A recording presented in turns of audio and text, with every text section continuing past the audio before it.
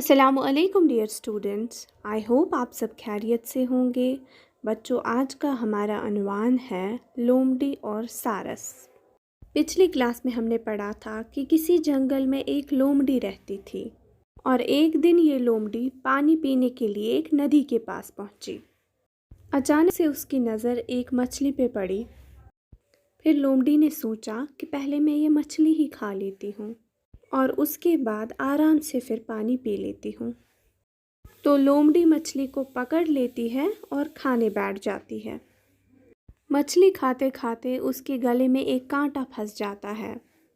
लोमड़ी ने कांटा निकालने की बहुत कोशिश की, मगर वो नाकाम रही। तो चलिए अब आगे पढ़ते हैं।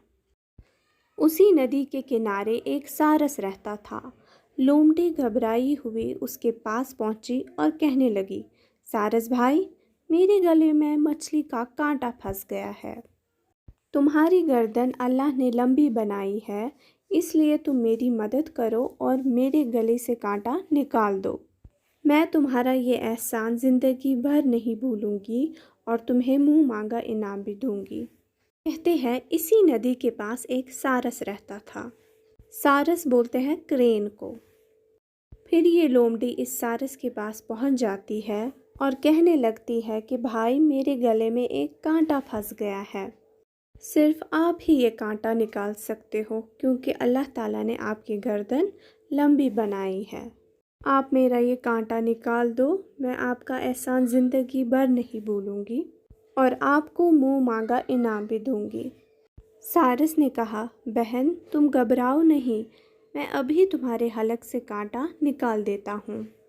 ये कहकर उसने अपनी लंबी गर्दन लोमड़ी के मुंह में डाल दी और कांटा निकाल दिया। अब वो लोमड़ी से कहने लगा, लाओ बहन, मेरा इनाम दो।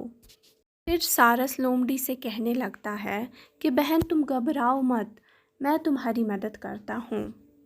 और फिर वो अपनी लंबी गर्दन लोमड़ी के मुंह में डाल देता है और वहाँ से कांटा निकाल लेता है। कांटा निकाल देने के बाद फिर ये सारस लोमड़ी से कहता है कि लाओ बहन, अब मुझे अपना इनाम दे दो। कैसा इनाम? लोमड़ी ने कहा, अरे बेवकूफ़, इनाम की बात भूल जाओ और अल्लाह का शुक्र अदा करो कि तुमने अपनी गर्दन मेरे मुंह में डाली और मैंने उसे नहीं चबाया। इससे बड़ा इनाम क्या हो सकता है? चालाक और धोखेबाज लोमड़ी की बातें सुनकर सारस हैरत में पड़ गया और सोचने लगा कि मक्कार की बातों में कभी नहीं आना चाहिए। फिर लोमड़ी उसे जवाब दे देती है कि कौन सा इनाम? मैं तो तुम्हें तुम्हारा इनाम दे चुकी हूँ।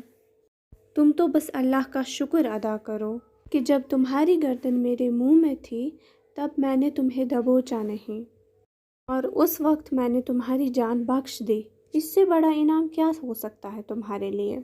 लोमड़ी की बातें सुनकर सारस को बहुत दुख हुआ और वो समझ गया कि हमें चालाक और मक्कार लोगों की बातों में कभी नहीं आना चाहिए।